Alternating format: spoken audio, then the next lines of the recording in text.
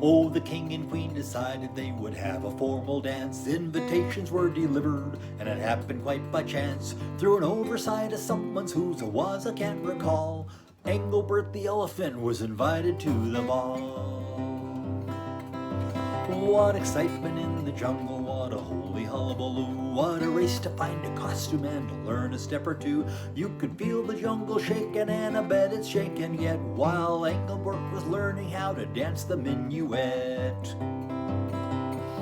Oh, the palace lights were lighted and the sun was going down, and the music of the orchestra was heard across the town. The dance was just beginning when there came a mighty roar. "Your Highness, there's an elephant, and he's standing by the door."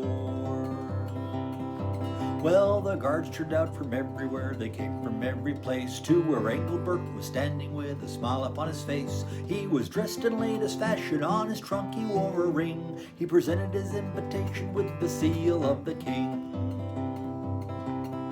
So the soldiers formed an escort and they led him to the ball, where the orchestra stopped playing and a hush went through the hall.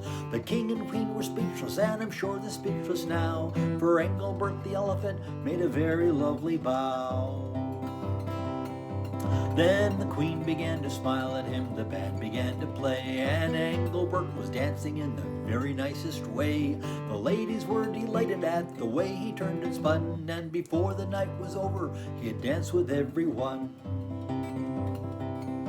When they sat down to dinner, Engleburt sat on the floor. He nibbled most politely, though he really wanted more. When the final dance was called for, such a sight you've never seen, for it was by the royal command he danced it with the queen. And when the ball was over and the guests began to go, they escorted him to the city gates and he gave him quite a show. For the band had come along with him and the band began to play, and the dance he did along the road is talked about today. They talked about the dance, oh yes, the more they talked in yet, how Engleburt the Elephant performed the minuet.